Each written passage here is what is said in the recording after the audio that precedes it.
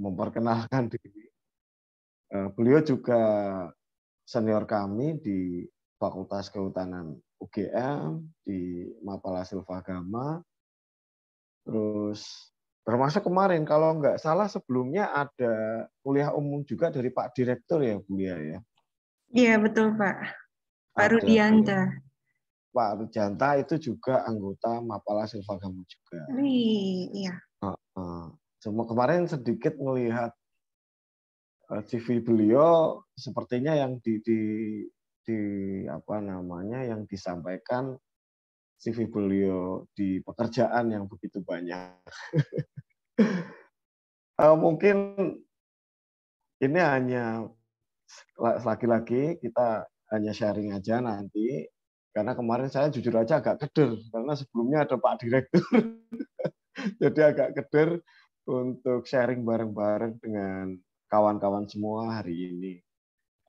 Sebelum kita mulai, tadi sudah ada doa dari Bu Lia, kami juga akan memulai dengan doa. Bismillahirrahmanirrahim. Mungkin bisa dibantu untuk share screen, Bu Lia. Baik Pak, saya bantu share screen.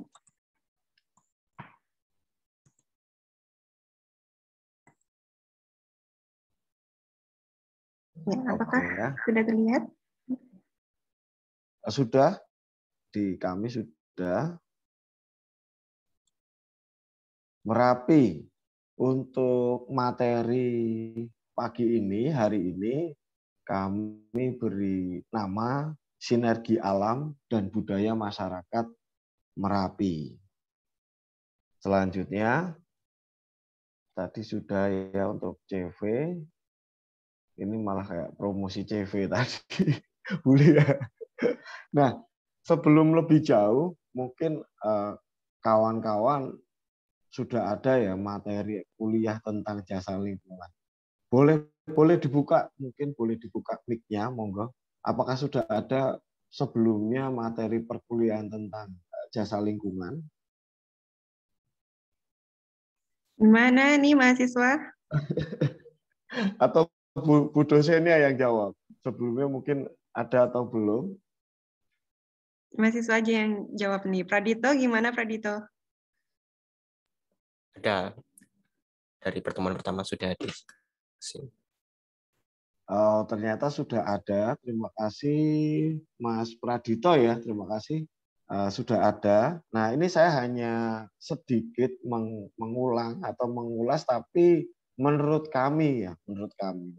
Nah kalau dari KBBI, mohon maaf, jasa lingkungan kan frase terdiri dari dua kata, jasa dan lingkungan. Jasa kalau menurut KBBI itu adalah perbuatan yang baik atau berguna dan bernilai bagi orang lain, negara, instansi, dan sebagainya. Sedangkan lingkungan menurut KBBI juga semua yang mempengaruhi pertumbuhan manusia dan hewan. Ada juga pengertian yang lain, yaitu daerah, kawasan, dan sebagainya yang termasuk di dalamnya.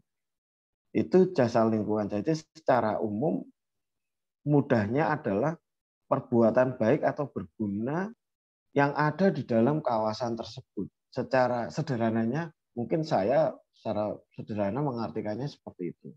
Perbuatan baik, berguna, yang ada di dalam sebuah kawasan. Nah, kalau di dalam Perdijen KSDAE nomor P1 tahun 2021, jasa ekosistem yang disebut juga sebagai jasa lingkungan atau jasa lingkungan yang disebut sebagai jasa ekosistem, pengertiannya adalah jasa yang diberikan oleh potensi ekosistem, keadaan iklim, fenomena alam, kekhasan jenis, dan peninggalan budaya yang dapat dikategorikan sebagai keindahan dan fenomena alam, keanekaragaman hayati dan ekosistem, fungsi hidrologi, penyerapan dan penyimpanan karbon, dan berbagai jasa ekosistem lain. Itu pengertian menurut Perdirjen P1 tahun 2021. Nah, sedangkan beberapa pemanfaat jasa lingkungan itu siapa sih yang menikmati selain masyarakat umum? Dalam konteks ini, ketika ada yang ingin memanfaatkan secara khusus itu dapat dikategorikan perorangan, kelompok masyarakat, badan usaha, pemerintah daerah maupun swasta. Itu tentang secara secara umum pengertian jasa lingkungan menurut kami. Selanjutnya, nah, kenapa kemudian kok judulnya materi sinergi alam dan budaya masyarakat, kemudian ada jasa lingkungan, gitu ya. Kenapa bisa seperti itu? Artinya jasa ekosistem hutan atau jasa lingkungan, keberadaan nilai manfaatnya saling berkaitan satu dengan yang lainnya antara alam dan manusia. Maka keberadaan jasa lingkungan tergantung dengan kondisi hutannya. Apabila kondisi hutannya rusak, maka jasa lingkungan pun akan rusak atau hilang pula. Maksudnya bahwa sebelum membicarakan jasa lingkungan, lebih baik membicarakan tentang kondisi hutannya. Ketika kondisi hutannya baik, maka kemudian akan menghasilkan jasa lingkungan. Ketika kondisi hutannya kurang baik atau rusak, maka dimungkinkan tidak akan ada nilai-nilai dari jasa lingkungan tersebut. Selanjutnya, nah, selamat datang di informasi digital interaktif Balai Taman Nasional Gunung Merapi. Selamat datang di Rahim Kearifan. Anda berdiri di atas salah satu dapur magma teraktif di dunia Merapi. Nah, ini kami mengajak kawan-kawan semua untuk membayangkan situasi bahwa teman-teman ini sekarang sedang berada, kalau dari gambar ini adalah di lereng selatan. Ini salah satu lokasi juga yang sempat viral di iklan ya, di iklan ini sebagai salah satu tempat pengambilan gambar atau syuting iklan ya. Nah, ini selamat datang di Rahim Kearifan, gunung atau dapur magma teraktif di dunia Merapi, salah satu yang teraktif ya. Selanjutnya,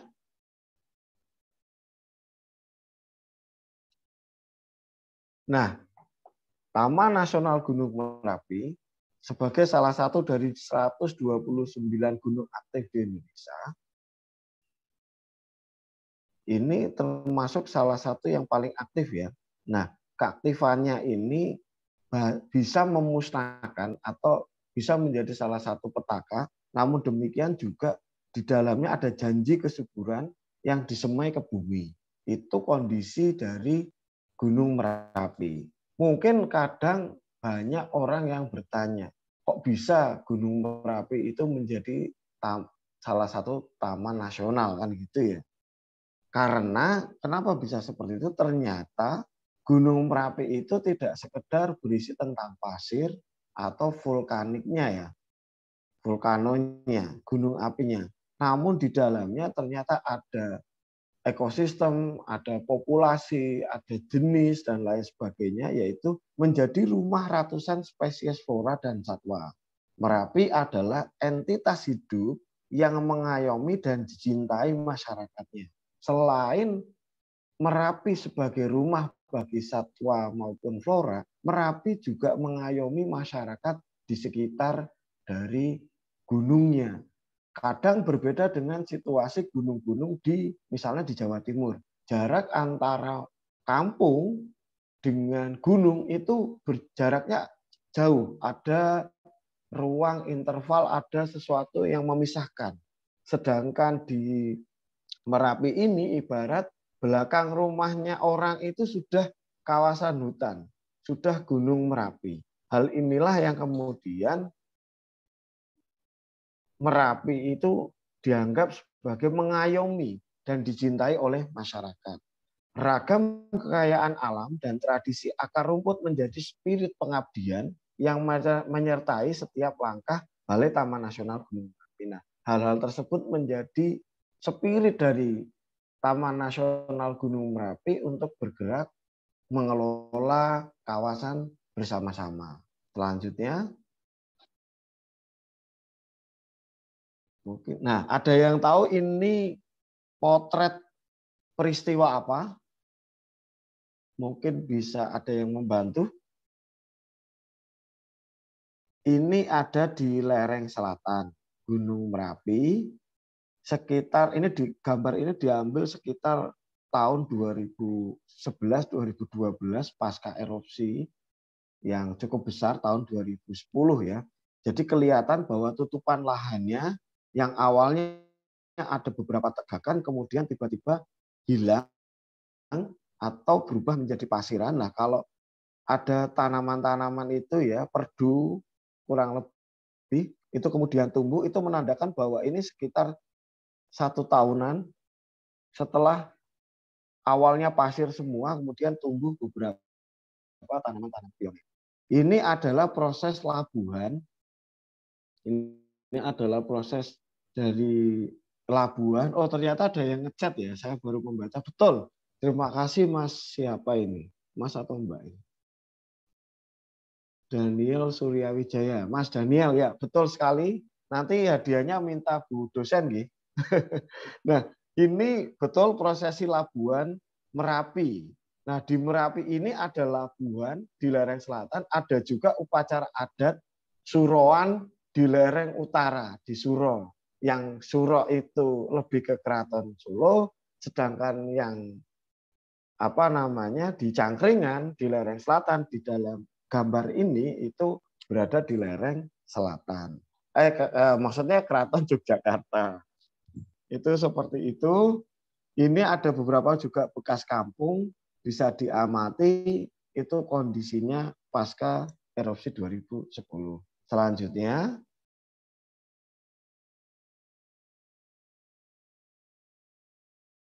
nah sebelum kita membahas tentang sinergi alam tadi, mungkin ini juga sudah berkali-kali kawan-kawan semua memahami ini. Nah, ini sekedar saling mengingatkan, khususnya buat saya pribadi ya. Jadi posisi Taman Nasional ini sudah terlihat ya kalau di sebelah kanan. Jadi hutan itu secara statusnya itu ada hutan negara dan hutan hak. Nah, kita akan berbicara tentang hutan negara. Hutan negara itu secara pembagiannya menurut fungsinya terbagi menjadi 3. Hutan konservasi, hutan lindung, dan hutan produksi. Hutan konservasi ini dibagi juga menjadi kawasan suaka alam, kawasan pelestarian, dan yang ketiga adalah taman guru. Di mana posisi Taman Nasional? Taman Nasional termasuk di dalam kawasan pelestarian alam. Nah, Taman Nasional ini juga di Indonesia jumlahnya kurang lebih ada sekarang 64.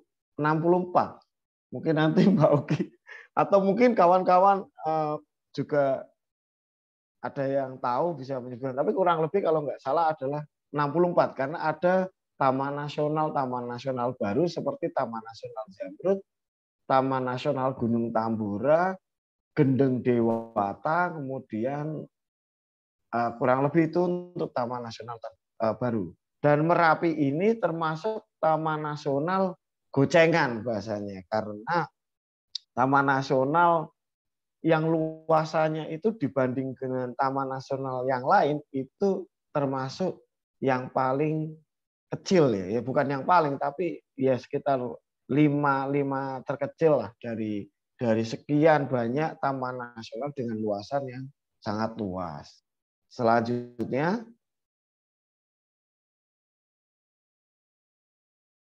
ini sudah lanjut lagi. Nah, sekarang Taman Nasional Gunung Merapi itu posisinya di mana sih? Jadi Taman Nasional Gunung Merapi itu berada di 2 provinsi, Provinsi Jawa Tengah dan Daerah Istimewa Yogyakarta. Kemudian juga masuk ke dalam 4 kabupaten. Yang masuk ke dalam Kabupaten Jawa Tengah itu ada Kabupaten Magelang, Kabupaten Boyolali, Kabupaten Klaten. Sedangkan di daerah istimewa Yogyakarta, 1 kabupaten yaitu Kabupaten Sleman. Nah, untuk wilayahnya, wilayah Taman Nasional Gunung Merapi, jadi untuk kawan-kawan ketika mau besok mau penelitian ataupun mau main, mau bersilaturahmi ke kami, mau berwisata, itu kami itu terdiri dari 2 seksi pengelolaan. Seksi 1 itu Magelang Sleman, sedangkan seksi 2 itu seksi Boyolali. Seksi 1 itu terdiri dari Resort Dukun, Resort Serumbung, Resort Pakamturi, dan Resort Cangkringan. Itu empat gambar bulat yang di atas itu 4 resort di seksi 1. Sedangkan resort di seksi 2 ada 3. Resort Kemalang itu di Klaten, Resort Musuk Cepogo di Boyolali, dan Resort Selo itu juga berada di Boyolali. Selanjutnya, ini kami sembari sosialisasi ya, kita biar belajar bareng. Nah, kenapa Taman Nasional Gunung Merapi? Taman Nasional Gunung Merapi melingkupi area seluas 6.600-an hektar. Tadi yang secara administrasi terdiri dari 4 kabupaten ya dan 2 provinsi. Nah, dalam penelitian yang dilakukan oleh kami ini mungkin hasil bukan yang up to date, tapi kurang lebih sekitar ini tahun 2018-2019. Jadi ada 336 spesies satwa liar, 301 spesies tumbuhan, 26 spesies jamur makroskopis, dan dari sekian 21 spesies diantaranya berstatus dilindungi. Namun demikian, ketika berbicara kawasan konservasi Taman Nasional, khususnya Taman Nasional Gunung Merapi, semua yang ada di dalam kawasan Taman Nasional semua dilindungi. Jadi misalnya ada secara status, misalnya status yang lain itu tidak dilindungi, tapi misalnya burung apa gitu ya, di dalam perdagangan itu atau di dalam apa namanya itu dia tidak dilindungi, tapi nanti ketika dia berada di dalam kawasan, burung itu statusnya jadi dilindungi secara kawasannya. Jadi semua yang berada di dalam kawasan Taman Nasional itu dilindungi. Nah, yang kami sebutkan tadi, Taman Nasional Gunung Merapi ini dikelilingi masyarakat kurang lebih jumlahnya 423.000 jiwa masyarakat. Kemudian di dalam Taman Nasional Gunung Merapi terdapat 34 sumber air. Ini mengalir ke Kabupaten Sleman, Magelang, Boyolali, Klaten, dan Jakarta. Ini sebagai sumber penghidupan. Kalau berbicara konsep daerah aliran sungai dari hulu ke hilir, maka air-air itu salah satunya adalah berasal dari Taman Nasional Gunung Merapi. Terus Merapi juga menjadi daya tarik wisata alam dan budaya pemanfaatannya, yang mana pemanfaatannya harus diatur. Nah, ini kami sejarah ini di bawah ada sejarah dari pengelolaan Taman Nasional Gunung Merapi dari tahun 1912 sampai pada akhirnya penunjukan tahun 2014.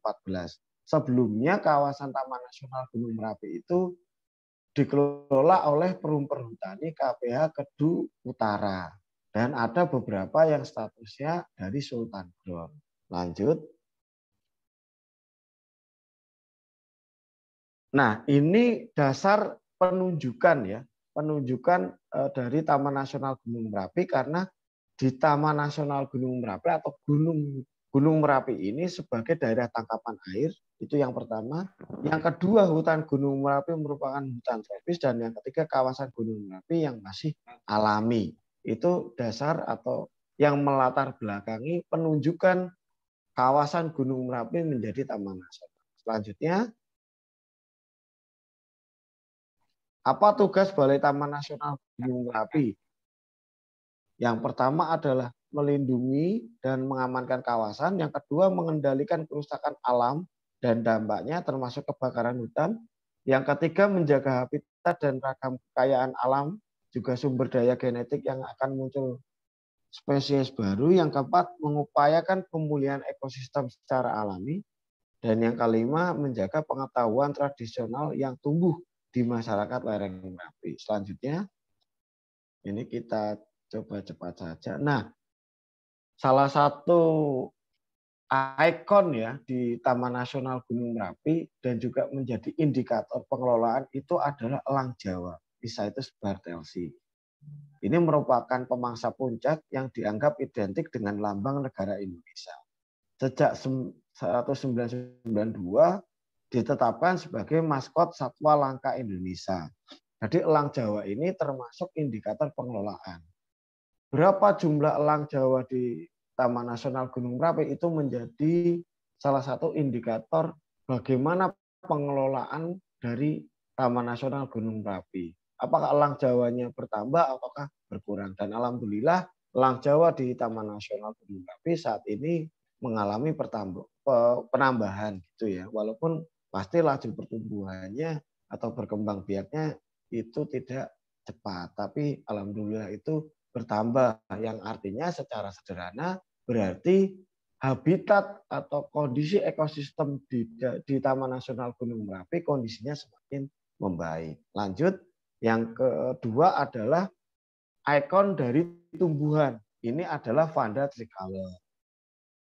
Bagi para botanis, Vanda tricolor Merapi dipandang sebagai ratunya anggrek. Karena itu ia digunakan sebagai ikon Taman Nasional Gunung Merapi. Nah, anggrek Vanda tricolor ini mungkin jarang ditemukan di dalam pasaran ya, karena memang tidak sesuatu yang tidak umum, sehingga ini memang sesuatu yang khusus gitu.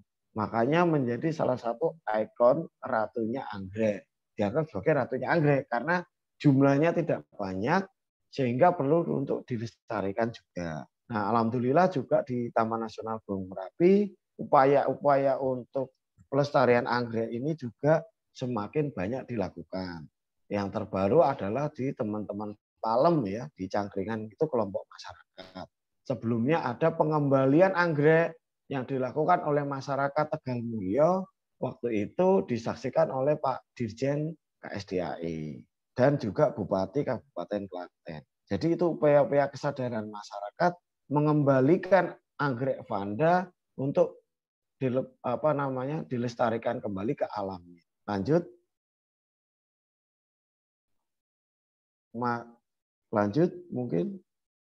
Nah, ini kami tadi sudah lanjut lagi masyarakat ya. Jadi Merapi ini erat sekali dengan masyarakat. Ketika berbicara masyarakat, maka erat sekali dengan tradisi. Lanjut aja, tradisi. Nah, tadi sudah salah satu fotonya sudah ada, Pelabuhan Merapi. Kemudian ada sedekah gunung, ini yang di Selo, sedekah gunung. Jadi nyebutnya Selo ya, bukan Selo ya. Selo. Kemudian petilasan Syekh Jumadil Kubro, ini yang juga dianggap sebagai gurunya dari Wali Songo. Ada kegiatan merti bumi yang berada di beberapa desa-desa lereng Gunung Merapi atau disebut daerah penyangga Taman Nasional Gunung Merapi. Ada sadranan, ada kesenian rakyat topeng ireng, jatilan, dan lain sebagainya. Dan salah satu aktivitas masyarakat tradisi yang dekat dengan antara masyarakat dengan alam itu adalah perumputan. Itu salah satu aktivitas yang sampai saat ini pun masih ada. Lanjut. Kalau ini jelajah juga kegiatan di Taman Nasional. Lanjut. Nah, ini untuk destinasi jelajahnya. Untuk lokasi wisatanya itu ada Kali Kuning Park dan Jembatan Plunyon itu di Cangkringan, kemudian ada Tlogo Muncar dan Tlogo Nirmoro di Kaliurang, ada Senggo Bumi, Gumuk Indah ini juga baru berproses untuk bertumbuh, itu berada di lereng timur ya, Cepogo, kemudian Jurang Jero ada di Serumbung Magelang, ada lagi Sapu Angin itu yang dekat dengan Giripasang, ada Deles di Klaten, Kali Talang itu yang juga sempat masuk ke Lambe Turah ya, di medsosnya Lambe Turah, Kali Talang. Kemudian ada Tritis itu berada di sekitar Turgo, atau di lereng selatan, di Turi, kemudian ada Gemer ini di Magelang juga baru, dan Selo. Sedangkan jelajah selera ini bukan berarti berada di dalam kawasan, namun berada di sekitar atau diupayakan oleh masyarakat. Itu ada jadah tempe, kopi Merapi, selondok, teh mawar. Nah, yang menarik adalah kopi Merapi karena kopi Merapi ini ada di beberapa lereng ya. Tumbuh di beberapa lereng Merapi dan pastinya memiliki khas dari rasa masing-masing. Satu lagi, jelajah baru yang dikembangkan oleh kelompok masyarakat yaitu ekoprint berada di Turgo. Nah, ini oleh ibu-ibu yang ada di Turgo. Bagaimana kemudian mereka mengimajinasikan bentuk-bentuk dari daun yang dicetak ke dalam sebuah kain, kemudian diolah menjadi tas maupun pakaian. Selanjutnya, ini secara umum ketika bertemu dengan masyarakat awam atau netizen, ketika mendengar Gunung Merapi, pertama kali kalimat atau kata yang muncul adalah pendakian. Namun demikian sebenarnya Taman Nasional Gunung Merapi itu tidak berbicara semata-mata terkait pendakian. Tadi kami sudah menyampaikan banyak hal yang dilakukan oleh Taman Nasional Gunung Merapi. Jadi semata-mata bukan babakan atau bukan terkait pendakian. Dan pun untuk saat ini jalur pendakian itu ada dua, Selo dan Sapu Angin. Namun demikian karena status Gunung Merapi yang aktif mengalami peningkatan, jadi saat ini masih belum buka. Lanjut. Nah, apa itu Taman Nasional? Taman Nasional adalah kawasan pelestarian alam yang mempunyai ekosistem asli, dikelola dengan sistem zonasi yang dimanfaatkan untuk tujuan penelitian, ilmu pengetahuan, pendidikan, menunjang budidaya, pariwisata, dan rekreasi alam. Maka dari itu kita kembali ke screen bahwa pengelolaan Taman Nasional Gunung Merapi salah satunya tidak bisa lepas dari zonasi. Gunung Merapi dilihat lagi bahwa sekelilingnya, kawan-kawan bisa melihat nih, sekelilingnya itu desa-desa yang mengelilingi Gunung Merapi, sangat dekat dan rapat ya. Jadi semuanya itu dikelilingi oleh desa. Total itu ada 30 desa. Tapi demikian ada penambahan beberapa. Di dalam penelitian kami sempat menambahkan 2 desa yang disebut desa di daerah penyangga karena secara langsung mereka tergantung dari kawasan Taman Nasional Gunung Merapi. Selanjutnya, nah di dalam menentukan zonasi itu tidak asal-asalan. Zonasi itu ditentukan ada 4 faktor. Yang pertama adalah sensitivitas sosioekonomi kultural, yang kedua adalah sensitivitas vulkano, yang ketiga sensitivitas ekologi, dan yang keempat adalah sensitivitas fisik.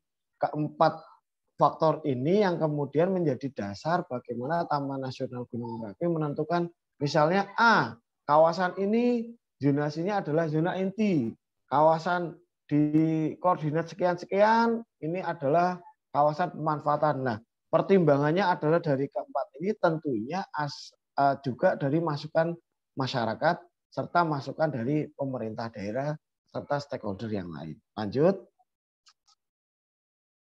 Ini kami akan menggambarkan, di sini adalah gambaran sejarah meletusnya dari atau erupsi ya, erupsi dari Gunung Merapi ini dari lini masa ya, dari tahun ke tahun, termasuk juga kawasan Taman Nasional Gunung Merapi ini KRB berapa. Ini adalah gambaran tentang itu. Jadi kami beri judul Janji Merapi. Nah, di sebelah kanan itu adalah arah letusan. Arah letusan dan tahun berapa itu sudah ada semua. Bisa dilihat keunikannya kan, di lereng timur itu jarang sekali ada letusan. Bahkan di sini tidak ada catatan letusan. Maka dari itu ini salah satu contoh ya, Gunung Bibi atau kawasan blok Gunung Bibi dijadikan zona inti karena dimungkinkan. Nah ini nanti penelitiannya dari Bu Dokter Mbak Uki mungkin bisa menambahi bahwa di Gunung Bibi ini dimungkinkan merupakan hutan primernya dari ekosistem di Merapi. Lanjut. Nah, ini juga kalau kita kembali ke seberapa apa itu jasa lingkungan tadi ya dan jasa lingkungan apa sih yang ada di Taman Nasional Gunung Merapi? Ini adalah juga salah satu gambaran dari jasa lingkungan tersebut bahwa kami tadi menyampaikan ada salah satu aktivitas masyarakat yang hingga saat ini masih kental tradisinya yaitu merumput. Bisa dilihat dari tutupan lahan. Tutupan lahannya di sini 68% atau hampir 69% itu di Taman Nasional Gunung Merapi itu kondisinya adalah rumput dan vegetasi pegunungan. 12,6% ya itu sabana. Kemudian lahan budidaya masyarakat itu 1,3. Ini maksudnya karena ada sebuah status yang lain yaitu bukan status ya apa ya peristiwa lain lah kami sebutkan gitu itu tanah ponis ya itu sebesar 1,3%. Terus pengurangan resiko bencana ini yang pasir itu hanya 1,7% dan lahan terbuka termasuk di puncak itu 15%. Nah lahan terbuka ini seperti di puncak juga merupakan bagian inti atau zona inti dari Taman Nasional Gunung Merapi. Jenis-jenis rumput ini tadi dari sekian ada sekitar 24 jenis rumput yang dimanfaatkan maupun tidak oleh masyarakat. Lanjut.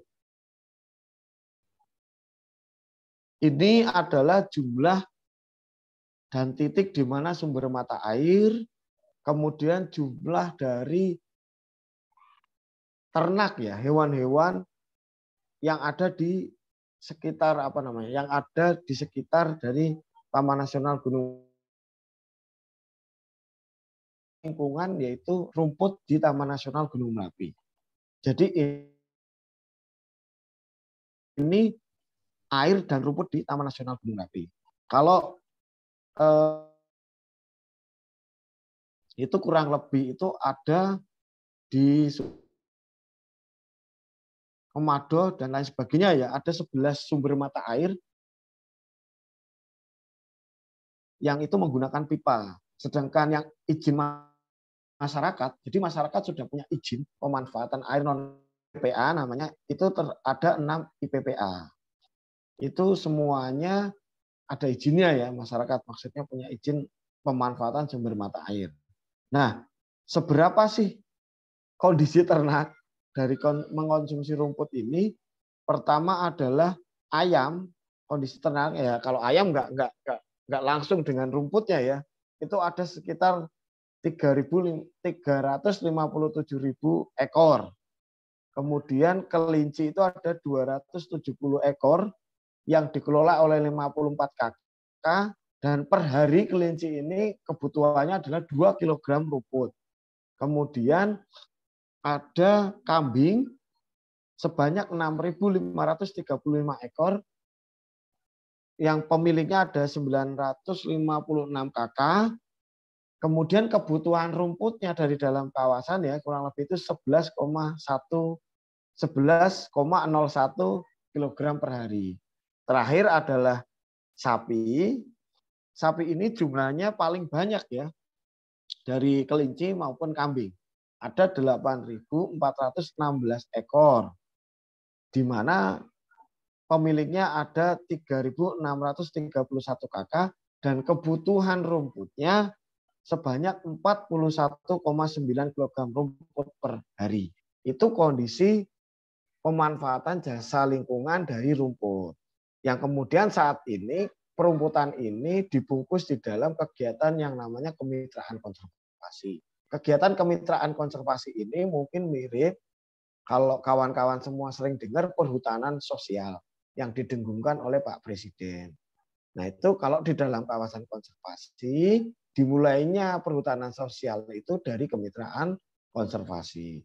Bedanya bahwa tanahnya itu tidak boleh untuk disertifikat atau menjadi tanah hak ya, tanah milik. Lanjut. Dan ini tukar kawruh negara dan desa ini kami menggambarkan jadi hampir seluruh desa-desa yang mengelilingi Taman Nasional Gunung Merapi ini sudah pernah ada kegiatan pemberdayaan masyarakat. Jadi kegiatan-kegiatan Taman Nasional ini adalah gambaran kegiatannya apa saja di desa mana, kabupaten mana. Itu di bawah, itu total kegiatannya. Misalnya yang paling kiri ini apa ini? Pembibitan ya. Ada 17 desa yang sudah mencoba, jadi tidak semuanya saat ini masih ada, tapi mungkin ada beberapa yang tidak berkembang atau mungkin mati kegiatannya, tapi pernah ada 17 desa yang mengupayakan pembibitan. Mungkin sekarang tinggal berapa. Selanjutnya. Nah, ini semacam gong ya.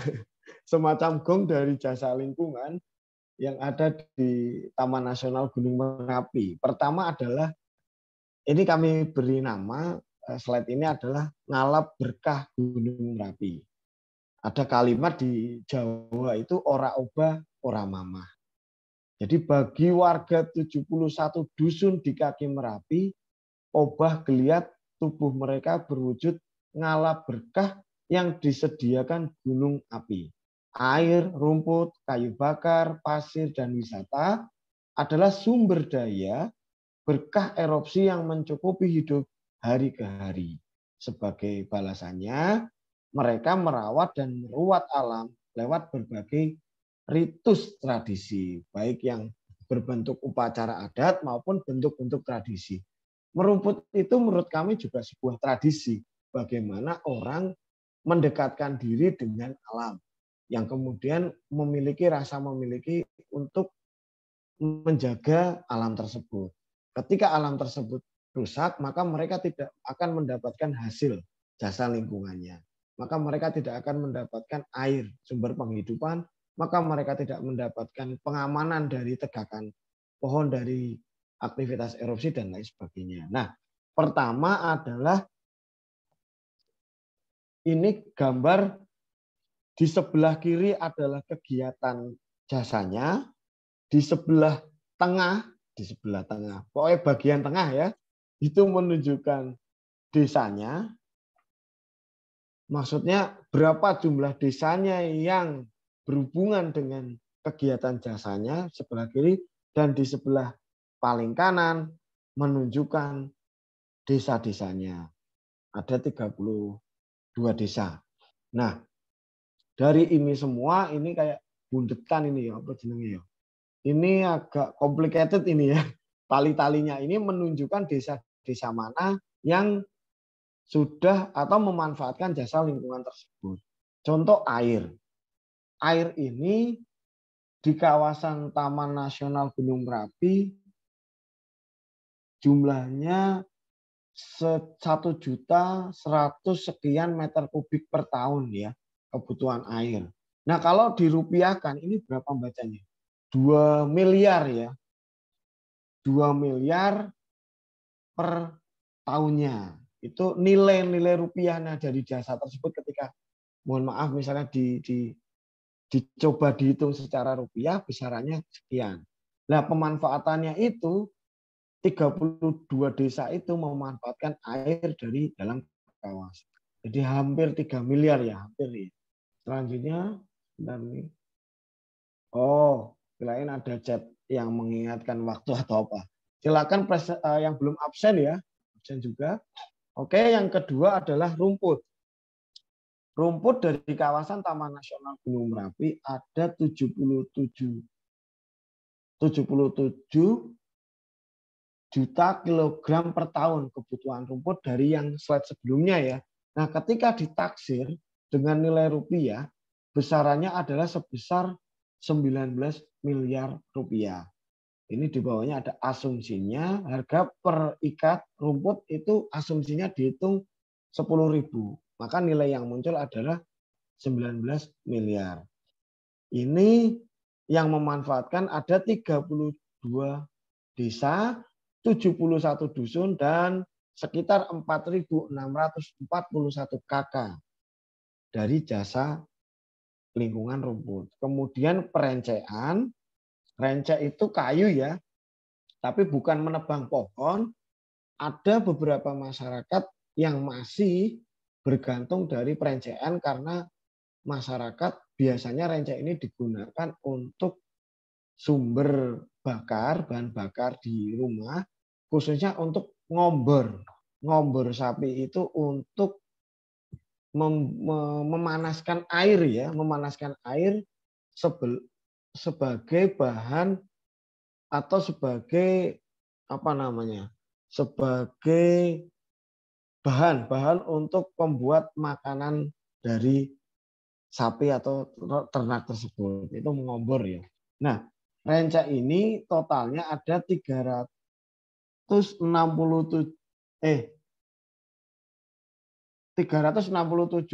ikat per tahun kayu dari dalam kawasan ini tadi dengan taksiran sekitar 3 miliar rupiah.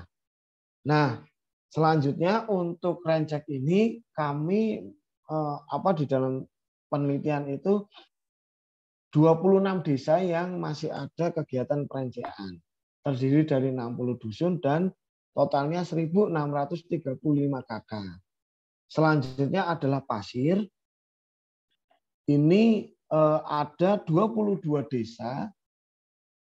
Ini maksudnya begini, pasir ini tidak semuanya atau sebagian besar ini diambil di luar kawasan. Namun demikian itu kan pasirnya dari dalam kawasan ya, dari Gunung Merapi. Nah itu kegiatan pasir ini ada di 22 desa dari 32 desa yang mengelilingi tadi. 22 desa, 41 dusun, dan 937 KK. Selanjutnya budaya. Kawasan Taman Nasional Gunung Merapi diakses untuk keperluan budaya dan ritual seperti Labuhan Merapi, Sedekah Gunung, Nyadran, Sadranan, Merti Bumi, Merti Desa, Merti Lepen, Merti Kali, Dandan Kali, Merti Truk, dan sebagainya. Jadi sebagian namanya Merti-Merti ya. Ini ada 21 desa yang masih kental dengan budaya-budaya tersebut. 36 dusun dan ada 1.922 KK yang juga masih kental dengan budaya-budaya ritual atau merti bumi tadi, kegiatan budaya ya khususnya gitu. Dan yang terakhir ini wisata. Pemanfaatan jasa wisata alam dalam kawasan TNGM setidaknya dilakukan oleh 799 keluarga pada 25 dusun di daerah penyangga ya. Keterlibatan masyarakat dengan jumlah terbesar terdapat di dusun Kaliurang Barat. Nah, dari sekian di Kaliurang Barat inilah yang paling banyak masyarakat itu bergantung dari jasa lingkungan berupa wisata. Walaupun demikian itu berada di luar kawasan, tapi kan nilai keindahannya, pesonanya itu kan berada di dalam kawasan ketika kawan-kawan semua datang ke Kaliurang, misalnya dari udaranya, dari asrinya melihat Punggungan atau Gunung Turgo maupun Lawangan. Selanjutnya, nah ini terakhir,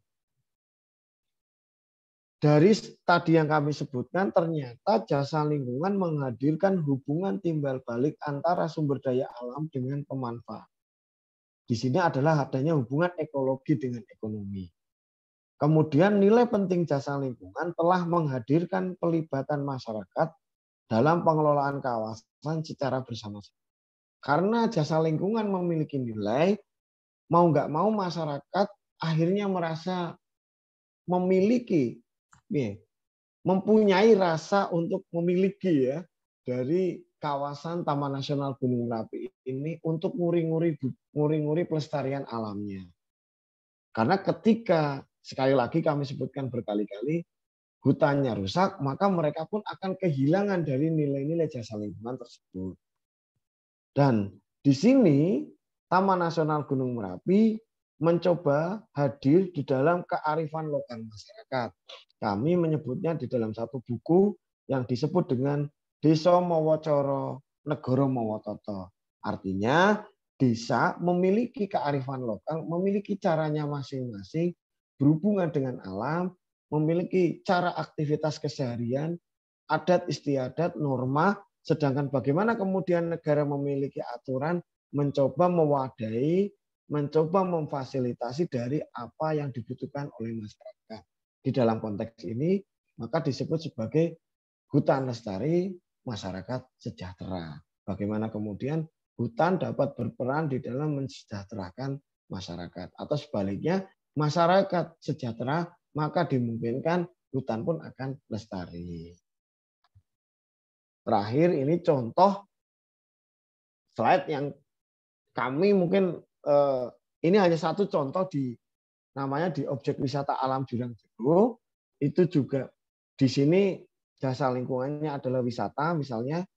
Jadi tidak serta-merta masyarakat itu awalnya mereka tidak berkelompok, tidak memiliki paguyuban atau tidak memiliki wadah. Kemudian mereka itu 1, 2, 3, 4 orang memiliki kesadaran untuk melestarikan alam. Akhirnya mereka membentuk wadah, kemudian mereka membuat pembibitan, mereka membuat kelompok tani, mereka membuat persemaian, mereka mengajak untuk menanam banyak orang relawan, mereka juga ikut pemadaman kebakaran, hingga pada akhirnya Pak Presiden ya, Pak Jokowi juga turut hadir di Jurang Jero tahun 2020. Beliau melakukan kunjungan kerja dengan rombongan, ada Ibu Menteri, ada berapa menteri ya? Ada Menteri PU juga, kemudian ada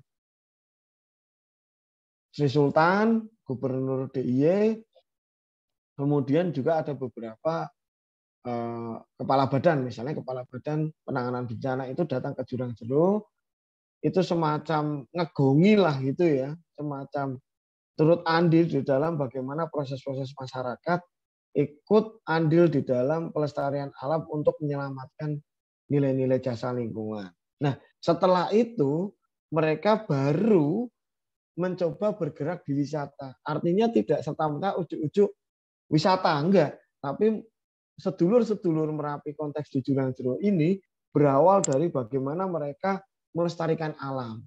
Rasa pedulinya dulu itu muncul, baru kemudian membicarakan nilai-nilai ekonomi. Bagaimana kemudian aktivitas pembibitan ini bisa ditopang dari kegiatan wisata alam. Sekarang kegiatan penanamannya masih ada, namun jumlahnya mungkin tidak semasif zaman dahulu. Karena di kawasan tersebut secara umum, walaupun belum semua ditanami, tapi setidaknya sudah mulai tumbuh. Ada salah satu contoh tanaman yang tingginya puspa itu sudah mencapai sekitar 12-13 meter, ditanam tahun 2005, itu menjadi salah satu saksi bentuk bagaimana masyarakat andil di dalam pengelolaan, kemudian mereka juga mencoba turut andil di dalam pemanfaatan jasa lingkungan, yaitu wisata, dalam rangka peningkatan ekonomi masyarakat. Itu mungkin dari kami. Slide terakhir.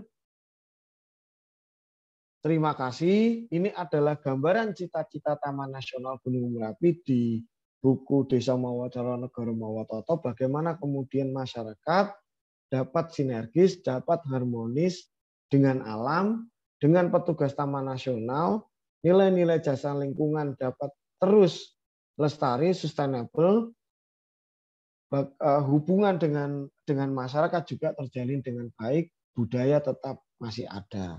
Mungkin itu dari kami, banyak kurangnya minta maaf, kami kembalikan ke moderator, Bu dosen, dan pastinya kami juga memberikan ruang kepada Bu Dokter, Mbak Rupi, menambahi kayaknya tadi banyak kekurangan, Mbak. Monggo untuk ditambahi. Mohon maaf banyak kekurangan. Terima kasih, kami tunggu untuk diskusi maupun yang lain. Terima kasih. Assalamualaikum warahmatullahi wabarakatuh. Waalaikumsalam warahmatullahi wabarakatuh. Baik, mungkin Ibu Dr. Ruki jika berkenan menambahkan atau Ya, mungkin tidak banyak karena mohon maaf, salam kenal, kami dari Taman Nasional Gunung Merapi, saya Ruki. Kebetulan di lapangan salah satu contoh dari tadi jasa lingkungan yang bisa dilihat langsung ya. Ini kebetulan saya ada tugas dari Pak Kepala Balai di Plunyon. Silakan datang ke tempat kami. Bener nggak sih lingkungan punya jasa? Kalau ngelihat kayak gini, kira-kira tertarik nggak? itu di mana Ibu? Ini ada di Plunyon, jembatan Oh. legendaris ya. Kalau jadi mahasiswa Jogja mestinya tahu ya ini ya Mbak Lia ya. Monggo nanti silakan diskusinya dilanjut. Tadi yang sudah disampaikan Mas Daru banyak sekali dan emang enaknya sih main ke hutan Bu, biar tahu ya, jasa lingkungan apa sih yang benar-benar bisa dirasakan sama adik-adik. Benar nggak sih lingkungan punya jasa? Kok sampai menjadi satu bahasan dalam mata kuliah ini ya? Seperti apa sih rasanya jasa dari lingkungan itu? Silakan nanti monggo didiskusikan. Dan apakah hanya di hutan jasa-jasa lingkungan itu bisa diperoleh? Lebih berkembang lagi ya, karena Merapi tidak hanya disekat oleh batas kawasan hutan. Jadi, monggo silahkan dilanjut. Mohon maaf sekali karena kebetulan ini lowbat dan sinyalnya mungkin agak kurang bagus ya Bu. Saya nyimak saja. Jadi, udah bagus ya Bu. Pinusnya dulu itu waktu erosi kan sempat terkena ya Bu ya. Sekarang jadi akses jalannya juga sebenarnya sudah makin bagus ya Bu. Sudah, jalannya sudah diperbaiki. Yang dulu hancur ya, itu sudah jembatannya ya, yang dulu hancur sudah diperbaiki. Ini ya belakang ya. Terus pinusnya sudah ada canopy trailnya. Dulu memang habis. Ini, ini penanaman beberapa jenis. Terus ini juga ya sudah lebih tertata. Ini bentuk-bentuk pengelolaan wisata alam Taman Nasional Gunung Merapi dengan masyarakat. Ada satu kelompok masyarakat yang memanfaatkan jasa lingkungan wisata di sini. Nah, ini legendarisnya ya. Iya. Kalau di bawah itu ya Bu ya. Iya, ini di bawah jembatan itu ya yang legendnya. Ini yang putih itu sebenarnya Merapi ya. Cuman lagi mendung. Iya. Jadi salam saja dari Merapi, silakan dilanjut Mbak. Mbak Ibu, terima kasih, salam sehat. Iya, semuanya ilmunya dari Mas Daru lah. Iya. Ya, dari Merapi Ibu. Mbak, dari Merapi. Langsung live ya, virtual. Langsung jalan-jalan ikut. Baik, terima kasih atas pemaparannya Pak Daru dan Ibu Ruki. Tadi sudah kita bisa melihat ya visualnya, salah satunya ada di Plunyon, itu daerah Cangkringan. Jadi kalau misalnya mau rekreasi bisa di situ, nanti naik lagi bisa di taman apa namanya Kaliurang, bukan Taman Kaliurang, Taman Cangkringan, tamannya, terus naik lagi bisa di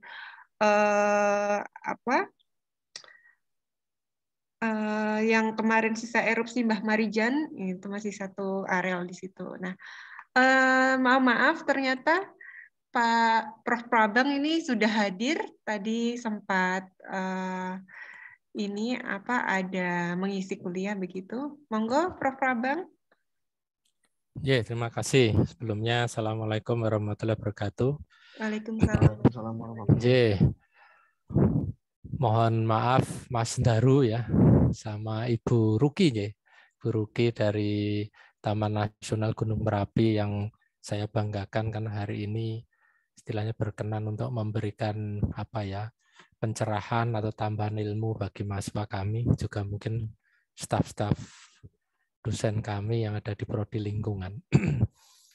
Jadi prinsipnya itu Prodi Lingkungan merupakan prodi baru, sehingga kami istilahnya bagaimana agar selalu membuat tradisi, seperti kuliah umum ini kan bagaimana mentradisikan agar kita ini tidak terlalu ada gap lah, bahwa Taman Nasional Gunung Merapi itu hanya dalam teori, tapi kalau yang mengatakan adalah betul-betul stakeholder dalam hal ini Mas Daru selaku stakeholder kami pembelajaran tentang jasa lingkungan, maka akan kelihatan realistis begitu. Oh, ternyata jasa lingkungan di Taman Gunung Merapi seperti itu gitu.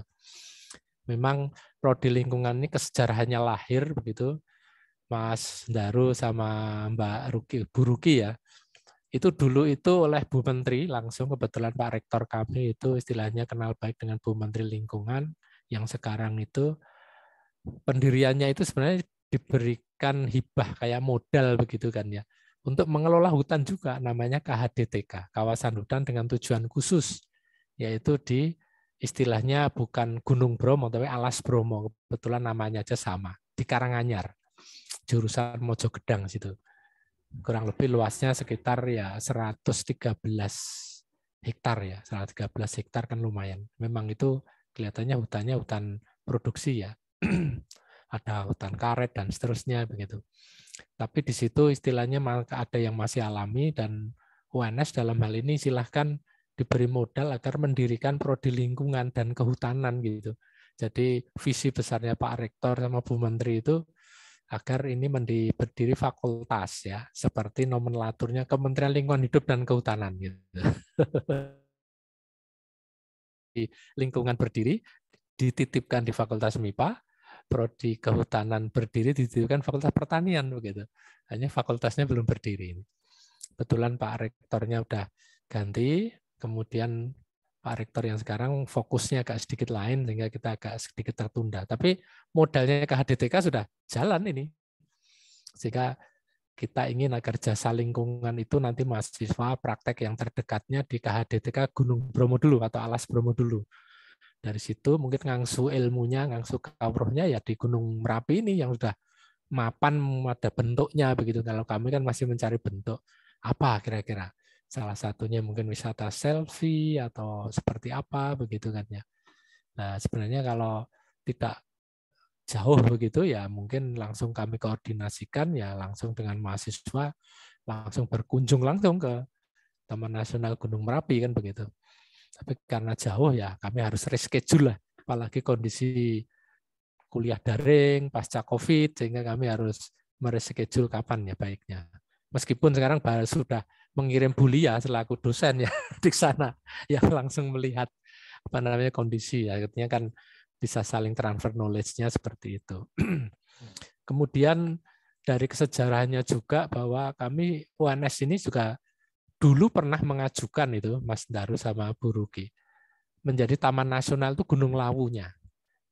Proposal sudah kami penuhi gitu kan ya. Ternyata ya rigid juga ya. Poin-poin, variabel-variabel yang dipenuhi ya sudah berusaha, tapi nggak tahu pada saat panel di sana kan kayak di panel itu ya untuk menentukan karena itu kan anggaran APBN kan mau tidak mau nanti kalau sudah berdiri kan harus ada di situ kemudian secara struktural dan kenyataannya kok revisi.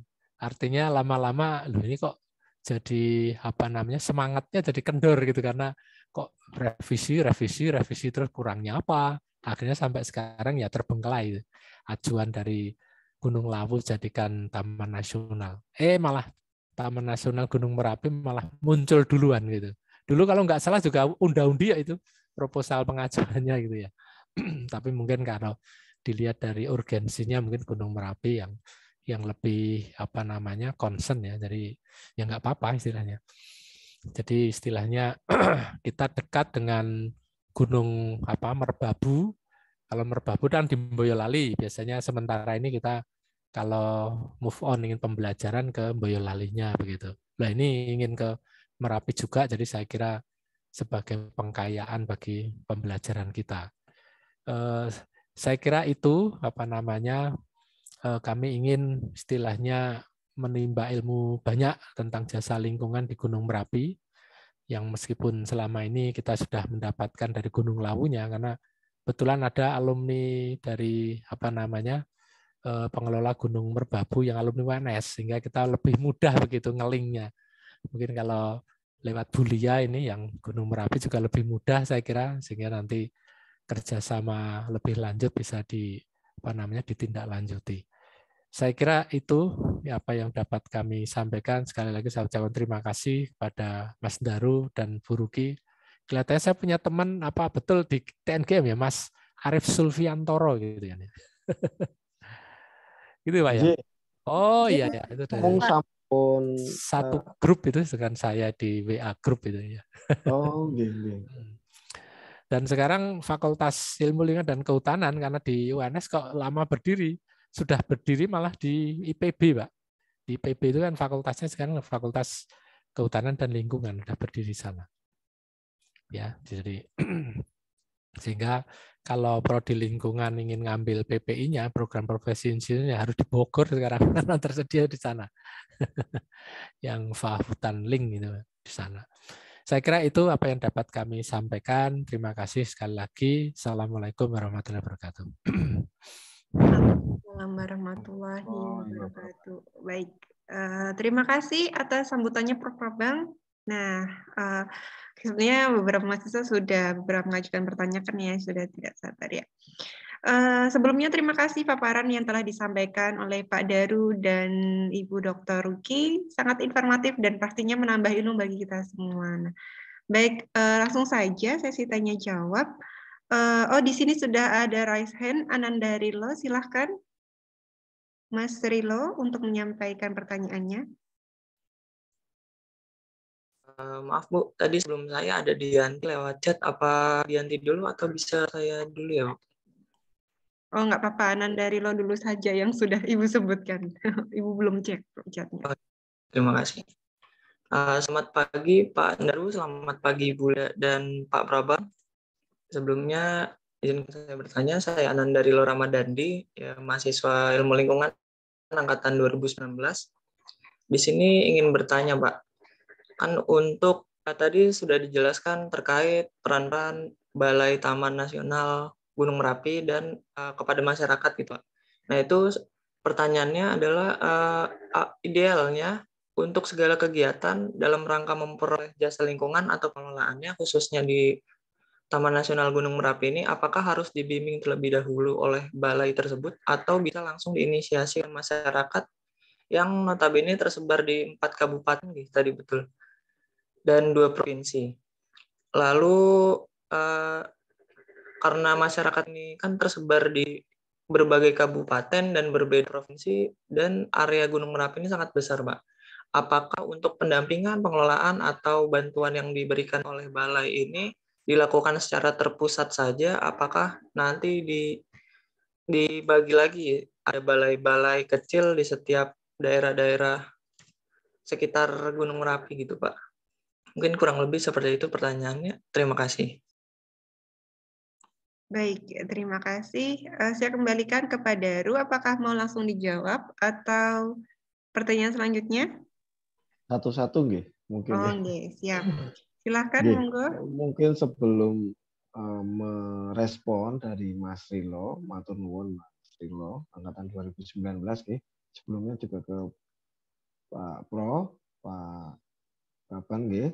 Matur nuwun Pak Praban juga, nanti kami sampaikan kepada pimpinan.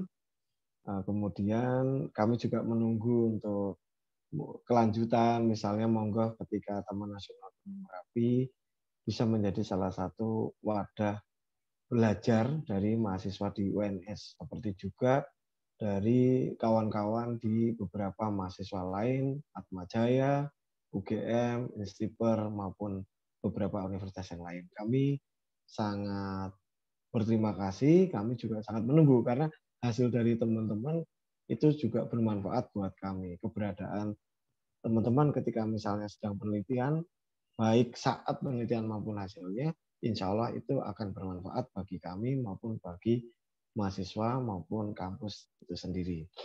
Nah, selanjutnya kami ke Mas Rilo, pertanyaan pertama, kalau nggak salah, idealnya jasa lingkungan itu harus diinisiasi oleh negara, oleh Taman Nasional Gunung Merapi, atau oleh masyarakat, gitu ya.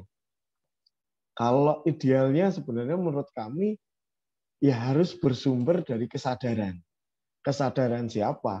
Karena masyarakat saat ini kan konsep pengelolaan kan bergeser bahwa masyarakat itu sebagai subjek, bukan lagi objek. Maka kesadaran itu harus muncul dari masyarakat itu sendiri.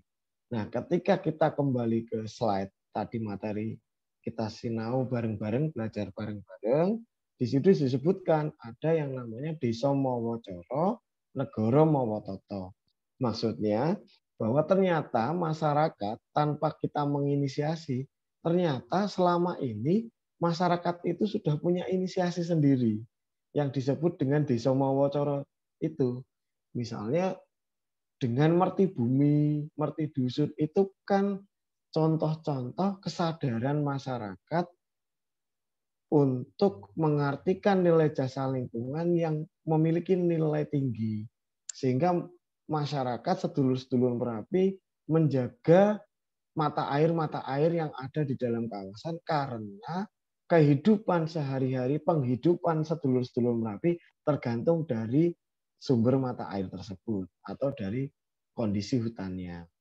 Jadi itu kalau menurut kami idealnya. Nah, kemudian untuk beberapa lokasi yang lain, artinya bahwa sistem inisiasi ini pastinya yang kami sebutkan tadi bahwa lebih baik itu muncul dari kesadaran masyarakat dan ternyata selama ini sudah ada ya kearifan-kearifan itu. Nah, untuk beberapa yang lain kami mencoba ikut andil dalam menginisiasi. Misalnya begini, yang belum dan mungkin akan sedang diupayakan kembali, misalnya sekolah-sekolah lingkungan bahwa kesadaran itu juga harus muncul dari usia dini. Misalnya sekolah lingkungan yang dulu sempat ada, bagaimana kemudian menginisiasi kesadaran lingkungan berawal dari dini, dari umur-umur yang masih kadang saya sempat ke anak-anak TK itu dulu sempat ngajar, bukan ngajar ya, sinau bareng atau kami beraktivitas bersama nanam dengan dari umur-umur siswa TK hingga SMP itu pernah juga. Jadi hal-hal itu yang kemudian akan coba kami gencarkan lagi ya sebagai salah satu bentuk inisiasi dari usia yang muda. Nah, pertanyaan yang kedua, apakah pendampingannya terpusat ini ya? Kami tadi juga sudah menyebutkan bahwa Taman Nasional Gunung Merapi terdiri dari 7 resort, 2 kantor seksi ya, 2 seksi wilayah. Artinya bahwa semuanya muncul dari bawah. Di bawah itu ada pendampingan dari teman-teman resort. Ini seperti kami nih, mohon maaf ini berada di kantor resort ini, namanya kantor resort. Ini kurang lebih bentuknya kantor resort kami. Nah, ini kami sedang di kantor resort. Artinya yang paling bawah ya. Kemudian nanti di atasnya ada kantor seksi, kemudian baru pusat adalah kantor balai yang ada di Kaliurang. Begitu mungkin Mas Rilo, apakah menjawab? Kami kembalikan ke Bu Lia. Matur nuwun. Baik, Mas Rilo, Nanda Rilo, apakah ada tanggapan? Baik, sudah sangat jelas, Pak. Terima kasih banyak. Baik, kita beralih pada pertanyaan selanjutnya. Ada di kolom chat. Ini dari Dianti ya.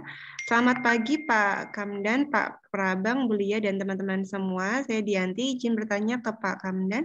Tadi dijelaskan bahwa karena jasa lingkungan sudah dirasakan masyarakat sekitar, maka secara tidak langsung masyarakat sekitar ini menjadi peduli terhadap pelestarian alam di TNGM. Nah, apakah semua masyarakat sudah memiliki kesadaran tersebut? Apakah masih ada aktivitas masyarakat yang cukup berdampak pada penurunan jasa lingkungan di Taman Nasional Gunung Merapi? Itu. Terima kasih. Terima kasih Mbak Dianti. Kalau menurut pandangan kami, belum lah. Pasti tidak semua masyarakat daerah penyangga itu memiliki kepedulian. Ada beberapa juga yang masih nakal ya. Yang nakal dalam konteks misalnya perburuan, kemudian ada yang namanya pengarengan, membuat areng itu loh, membuat areng. Mungkin ada sedikit yang mencoba illegal logging, kemudian ada lagi yang disebut dengan kegiatan pasir ilegal. Nah, hal-hal tersebut adalah bentuk-bentuk yang menurut kami dapat merusak dari kelestarian alam karena akan merusak ekosistem hutan. Jadi masih ada. Itu pertanyaannya itu ya, ada apa enggak? Jadi masih ada. Kami kembalikan ke Bu Lia. Baik, itu tadi ternyata memang masih ada beberapa masyarakat sekitar hutan seperti tadi ya, mungkin masih ada perburuan liar gitu ya. Dulu Ibu pernah menemukan begitu waktu Ibu tesis yang mengambil jasa lingkungan di Taman Nasional, memang ada peluru menancap di batang pohon. Nah, itu ternyata memang menjadi perburuan gitu. Yang selanjutnya ini ada Putri Wulandari raise hand. Silahkan Mbak Putri untuk mengajukan pertanyaan. Nah, terima kasih Bu Lia.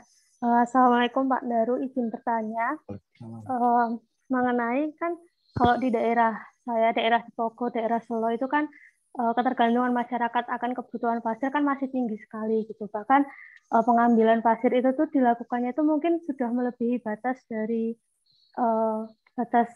yang disedia gitu, sehingga menimbulkan kerusakan yang parah kayak matinya sungai yang dulunya airnya mengalir sekarang jadi sungai mati, terus hujan sedikit aja longsornya sudah parah gitu. Nah itu apakah sekarang sudah ada pembatasan gitu tentang pengambilan pasir yang dilakukan oleh masyarakat gitu. Terus kerusakan-kerusakan yang terjadi ini tuh apakah menjadi salah satu perhatian dari TNGM gitu. Terima kasih Pak. Langsung ya Bu Liang ya. Langsung terima kasih Mbak Putri. Dari daerahnya malah ini berarti termasuk sedulur Merapi ini ya, Mbak Putri ini dari Cipogo dan Selo ya. Nah, betul sekali memang nampak bahwa kegiatan pasir masif di beberapa lokasi. Namun demikian yang perlu menjadi catatan bahwa Balai Taman Nasional Gunung Merapi itu bekerja sesuai dengan kewilayahan.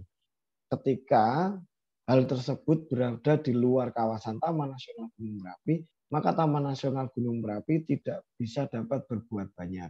Namun demikian ketika itu berada di dalam kawasan Taman Nasional Gunung Merapi, jadi kawasan itu kan ada pal batas ya, ada penanda batas di mana masuk kawasan atau di luar kawasan.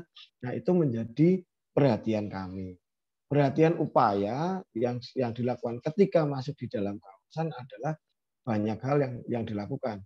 Dan kalau berbicara fungsional di kami ada yang namanya Polhut, Polisi Kehutanan. Nah, nanti teman-teman Polhut bertindak baik lapangan, baik secara represif maupun hal yang lain. Kemudian pimpinan juga menanggapi, kami kemudian akan melaporkan kepada pusat. Ada beberapa kebijakan yang dapat diselesaikan di lapangan, ada beberapa hal yang harus kemudian mendapat arahan dari pusat. Sekali lagi, untuk kegiatan pasir ini kita akan melihat di mana lokasinya ketika itu berada di dalam kawasan, maka kami mungkin mau nggak mau itu bagian dari kewenangan kami yang harus bertindak. Tapi ketika itu di luar kawasan, maka kami artinya biasanya hanya menginfokan kepada teman-teman instansi lain maupun sekedar saling mengingatkan, namun tidak banyak hal yang bisa dilakukan ketika itu berada di luar kawasan. Kalau contoh di lapangannya banyak, nanti kalau cerita bisa panjang lagi. Tapi kurang lebih seperti itu ya. Mbak Putri, matur nuwun. Moga Bu Lia. Baik, begitu tadi ya. Putri ada tanggapan lain?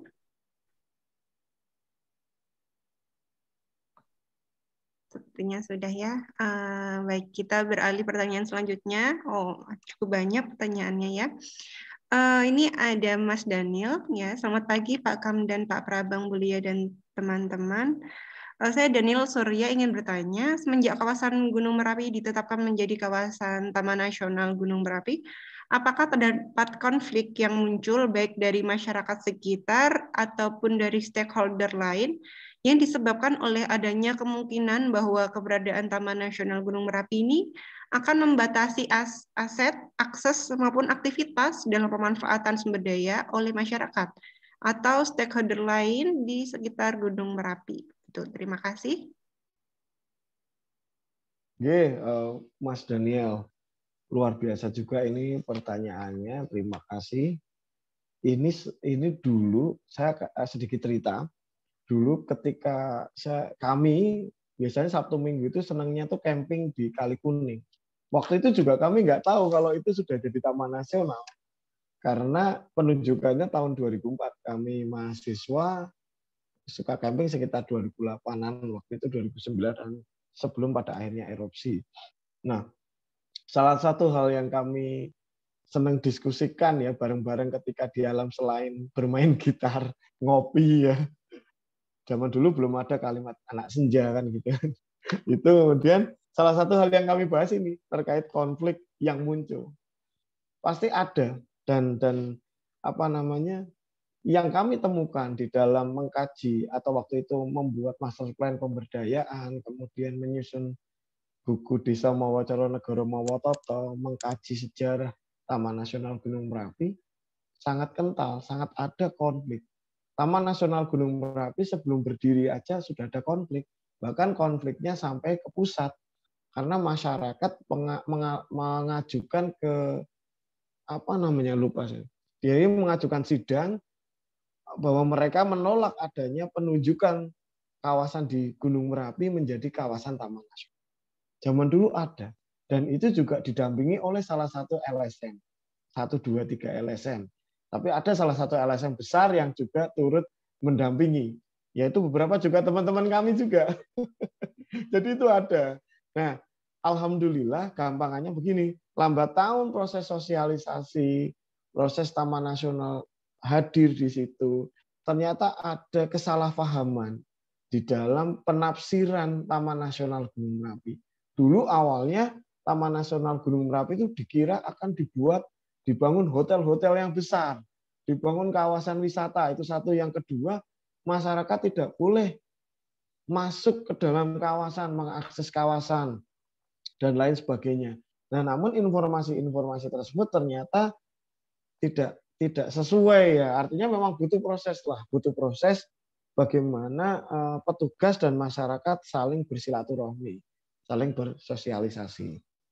Itu konflik yang muncul ada, tapi sekarang alhamdulillah masyarakat mulai memahami posisi Taman Nasional. Bahkan ada kalimat kawasan yang bukan Taman Nasional biar masuk kawasan Taman Nasional aja, biar lebih dijaga. Ada yang kayak gitu. Tapi ada juga yang biar itu keluar kawasan aja, biar kami bisa memanfaatkan. Itu juga masih ada sampai sekarang. Terus yang kedua ini itu ya terkait konflik mungkin Mas Daniel. Jadi tidak mungkin tidak ada konflik. Ada juga ini nanti kami rapat setelah ini itu mengkaji tentang yang disebut tanah vonis. Itu di kawasan Magelang juga. Jadi masyarakat masih merasa bahwa itu hak tanahnya masyarakat. Padahal proses transmigrasi itu sudah berlangsung dari tahun 60-an. Nah, sehingga sebenarnya status tanah itu tanah siapa ini pun kalau di dalam peta kami, di dalam dokumen kami bahwa itu masuk ke dalam kawasan Taman Nasional. Tapi masyarakat juga masih mengaku itu bagian dari masyarakat. Nah, upaya-upayanya banyak yang dilakukan. Jadi tidak semuanya harus langsung dengan hukum ya, dengan misalnya ditangkap dan lain sebagainya, tidak. Tapi upaya yang dilakukan salah satunya adalah dengan mengajak diskusi. Nah, ada beberapa program termasuk program kemitraan konservasi. Program kemitraan konservasi ini adalah salah satu program untuk memfasilitasi konflik-konflik yang terjadi di lapangan. Misalnya kayak perumputan.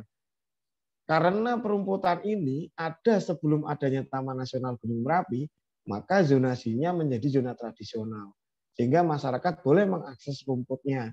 Namun untuk pohonnya, satuannya harus menjaga. Tidak boleh memanfaatkan untuk kayunya ya, memanfaatkan jasa yang lain, misalnya oksigennya silakan. Pohon sebagai penyimpan air silakan. Nanti kan ada skema-skema yang lain maksudnya gitu. Tapi lebih bagaimana kemudian masyarakat dapat mengakses, karena mau nggak mau itu sebuah aktivitas atau sebuah kegiatan tradisi yang ada sebelum adanya Taman Nasional. Mungkin itu Mas Daniel. Matur nuwun, terima kasih. Baik, terima kasih. Ini apakah pertanyaan terakhir ya? Kalau masih ada yang mau bertanya silahkan. Ini ada satu pertanyaan lagi. Ya, selamat pagi Pak Kamdan, Bu Ruki, Bu Lia, dan Pak Pabang. Teman-teman semua, perkenalkan saya Timothy Jeffrey, izin bertanya terkait zonasi di Taman Nasional Gunung Merapi. Tadi telah dijelaskan bahwa terdapat zona pemanfaatan di Taman Nasional Gunung Merapi. Nah, apakah hanya zona tersebut yang dapat dimanfaatkan atau terdapat zona lain yang bisa dimanfaatkan masyarakat? Serta apakah pernah terjadi masyarakat yang memanfaatkan zona lain yang mungkin tidak diizinkan? Dan bagaimana cara menangani dari Balai Taman Nasional Gunung Merapi? Terima kasih. Terima kasih Mas Jeffrey. Ini juga pertanyaannya semakin mengkerucut juga ya. Jadi pertanyaannya adalah zona pemanfaatan. Ini sebagian orang atau masyarakat pun bisa salah menafsir. Pemanfaatan itu lebih ke pemanfaatan jasa lingkungan berupa wisata alam. Bukan pemanfaatan misalnya menebang pohonnya, berburu satwanya, itu bukan. Nama zona pemanfaatan itu artinya zona pemanfaatan untuk jasa lingkungan berupa wisata alam. Itu seperti itu. Terus ada enggak masyarakat, ada enggak zona yang tidak boleh ada akses ya atau masyarakat? Ada, namanya zona inti. Zona inti itu kalau di dalam kearifan lokal masyarakat zaman dulu menyebutnya misalnya alas, banyak ya, ada yang alas hijau, ada juga alas larangan, kawasan larangan, hutan larangan, itu kadang seperti itu. Nah, itu kalau di dalam konteks keilmiahan misalnya di dalam zonasi itu kami kemudian menjadikannya sebagai zona inti. Zona inti kurang lebih ada di puncak dan juga ada di Gunung Bibi. Nah, Gunung Bibi ini kan oleh masyarakat Bogor juga sering disebut sebagai ibunya Merapi kan gitu ya. Ada juga di masyarakat Wonopedut yang menyebutnya sebagai hutan larangan. Nah, untuk zona inti ini tidak diperkenankan adanya aktivitas oleh masyarakat. Namun demikian ketika ada penelitian dan lain sebagainya nanti terbatas ya, itu diperkenankan. Artinya gini, sebenarnya Taman Nasional Gunung Merapi itu seperti wisatanya itu bisa, tapi sebaiknya itu terbatas karena kawasan konservasi. Jadi memang boleh mengakses, tapi pasti ada catatan-catatan khusus, ada keterbatasan tertentu. Misalnya boleh mengakses rumput, tapi tadi itu tidak boleh mengakses untuk pohonnya. Terus zona rimba itu sebagai penyangga zona inti itu boleh juga untuk diakses misalnya wisata khusus. Kemudian masyarakat tadi boleh mengakses di zona tradisional untuk kegiatan perumputan. Air misalnya. Air itu nanti zonanya itu masuk ke zona pemanfaatan juga. Jadi mohon maaf tadi saya luruskan bahwa zona pemanfaatan ini tidak hanya wisata, namun jasa lingkungan yang lain seperti air.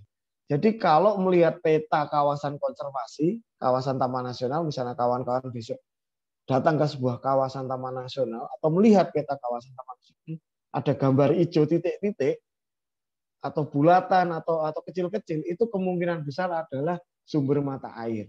Nah, kenapa kemudian jadi zona pemanfaatan? Karena kemungkinan di situ ada izin pemanfaatannya oleh masyarakat, yaitu berupa non-komersil.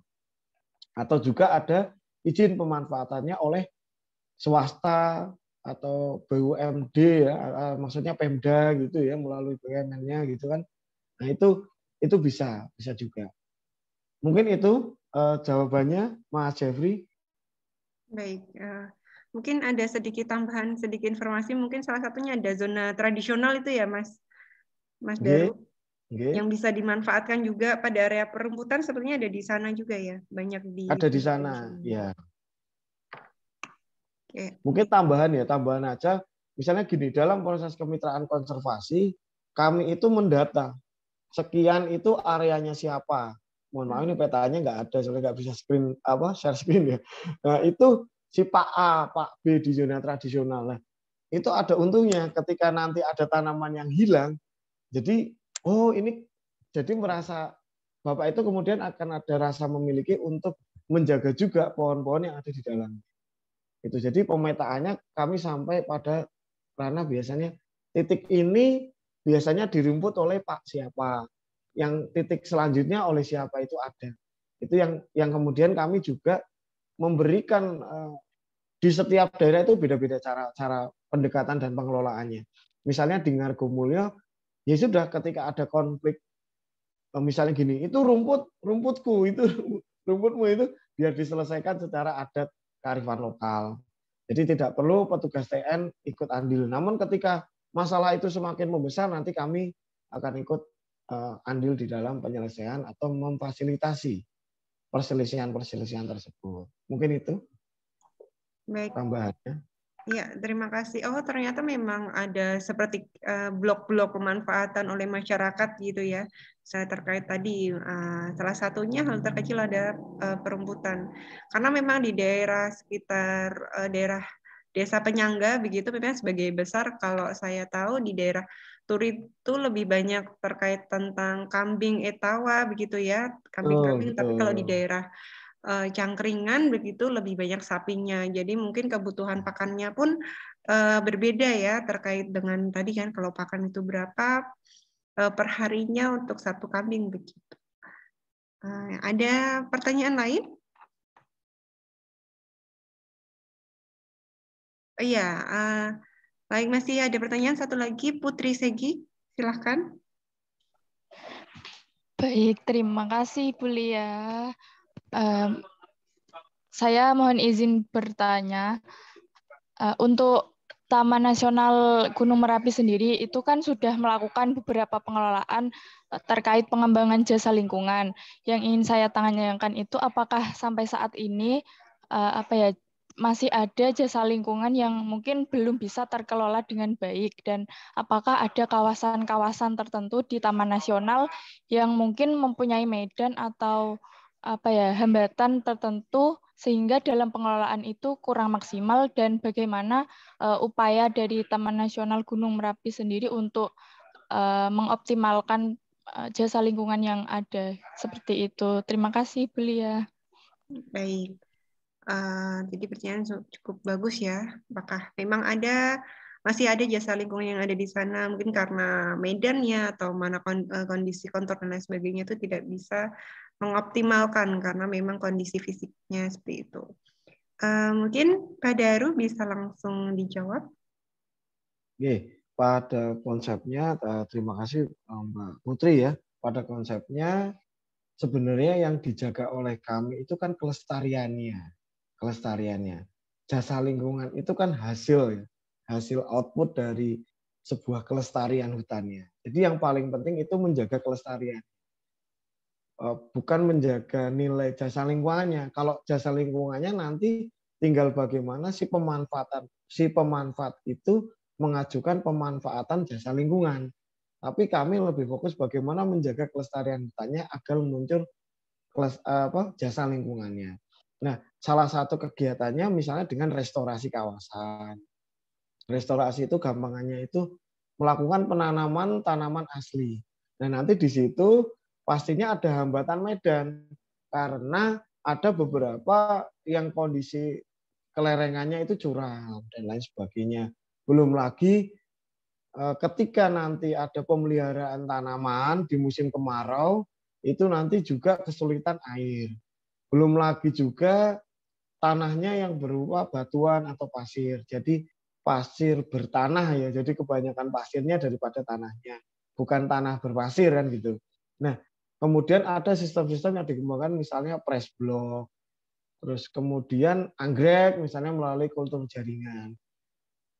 Jadi tidak hanya tanaman berkayu besar, tapi kami juga melestarikan tanaman-tanaman misalnya seperti anggrek dan juga menjaga keutuhan misalnya satwanya. Karena itu bagian dari ekosistem sehingga dimungkinkan rantai makanan akan tetap terus berjalan. Itu mungkin Mbak Putri untuk jawabannya.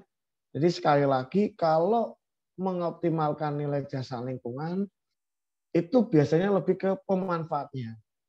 Misalnya gini, ada salah satu kelompok masyarakat namanya kelompok Merapi Lestari. Betul kalau nggak salah Merapi Lestari yang ada di Keningar. Itu kan punya izin pemanfaatan air. Maka mereka akan mengupayakan sendiri untuk meningkatkan kualitas airnya. Salah satunya adalah mereka ikut menjaga, ikut nguri-nguri hutannya, sehingga air yang dihasilkan pun debitnya bertambah, kehidupan mereka akan terjamin. Jadi lebih ke sana. Dan sedangkan petugas Taman Nasional Gunung Merapi apa? Sama, sebenarnya kami juga ikut tetap nguri-nguri di dalam konteks keutuhan dari kondisi hutannya. Namun demikian, kami lebih fokus kepada bagaimana melestarikan di dalam kawasan, misalnya dengan restorasi. Mungkin itu. Matur nuwun Mbak Putri.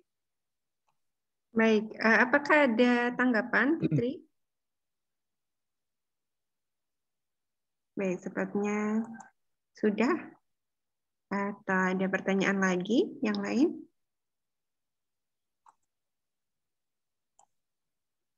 Ya, sebenarnya sudah ya. Ya. Ya, alhamdulillah kita telah sampai di penghujung acara. Terima kasih banyak kepada narasumber ya Bapak Daru dan Ibu Dr. Ruki serta para peserta yang telah menyimak acara dari awal sampai akhir. Semoga ilmu yang didapat hari ini bisa diaplikasikan dalam kehidupan sehari-hari. Nah, mohon maaf jika terdapat kesalahan yang disengaja atau tidak disengaja. Wassalamualaikum warahmatullahi wabarakatuh. Terima kasih. Untuk terakhir, Ibu minta untuk foto bersama dengan para narasumber. Jadi mungkin para mahasiswa ya bisa on cam dulu, karena terkadang pengaruh jaringan ya. Tidak bisa on cam. Mbak Lia, yeah. Kesempatan itu ada Mas Kepala Balai, kakak kelas juga, monggo disenggol. Oke, Bapak Adi ya. Iya, lagi menyamar itu sepertinya.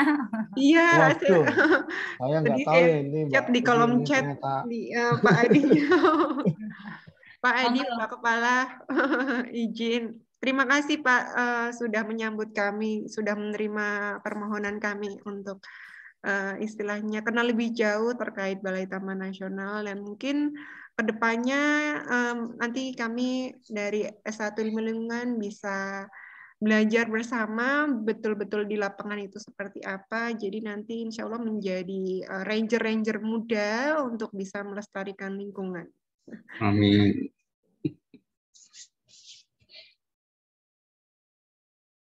Monggo Pak Adi memberikan tanggapan atau... Ya, makasih Mbak Uki Iwais. Aku pengamat ya. Ya, Assalamualaikum warahmatullahi wabarakatuh.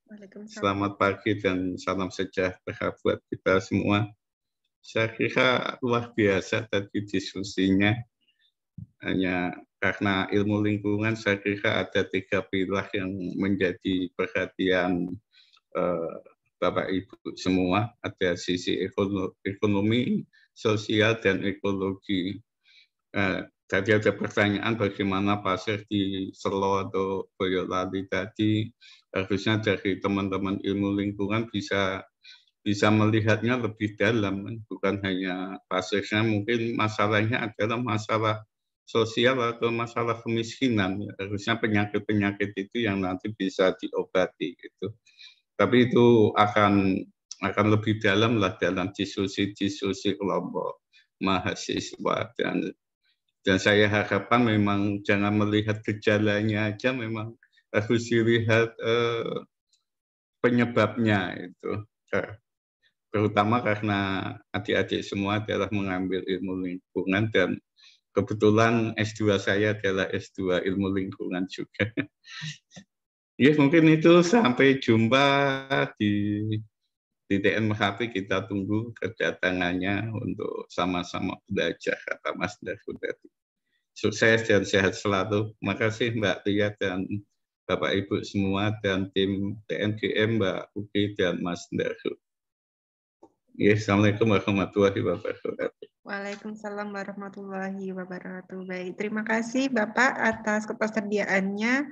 Ini alhamdulillah nanti pasti saya akan motivasi mahasiswa untuk ayo kita tidak hanya mungkin kalau di Solo yang terdekat itu di Lau atau di misalnya. Jadi kita bisa menyebar lain di kancah mungkin paling dekat lagi Yogyakarta ya di Taman Nasional. Jadi nanti kita bisa belajar lebih lagi di lapangan gitu. Baik, terima kasih. Kita buka sesi foto bersama karena terkait sudah jam 9.37, karena takutnya nanti beberapa narasumber kita dan Pak Balai pastinya singkat ya karena hari Jumat juga nanti ada acara lain. Baik, difasilitasi oleh Mbak Putri. Silakan Mbak Baik, Putri. terima kasih Bu Lia. Saya mohon izin untuk memandu sesi dokumentasi ya. Untuk slide pertama, mungkin bisa persiapan dan on-cam terlebih dahulu. Baik, untuk slide pertama, 1, 2, 3. Ya, saya ulangi untuk slide pertama. 1, 2, 3. Ya, terima kasih. Selanjutnya untuk slide kedua. 1, 2, 3. Saya ulangi lagi. 1, 2, 3. Baik, sudah cukup. Terima kasih. Saya kembalikan kepada. Baik, terima kasih atas berlangsungnya mata kuliah jasa lingkungan dan kuliah umum ini. Sekali lagi mohon maaf jika ada kesalahan. Terima kasih sekali lagi untuk para narasumber dan Pak Balai ya. Kita sudah selesai, kita tutup acaranya. Wassalamualaikum warahmatullahi wabarakatuh. Sampai jumpa, salam sehat, salam lestari. Ya, izin live Bu Lia. Ya, terima kasih.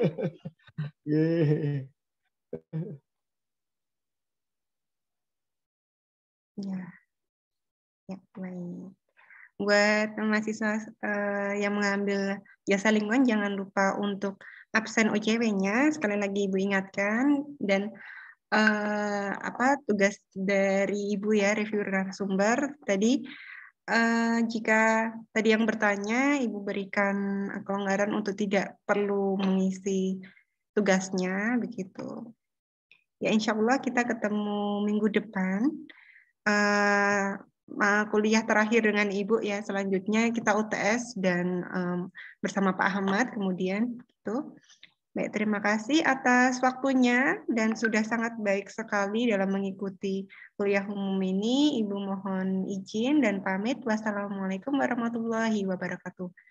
Sehat-sehat. Selamat weekend. Terima kasih Bu.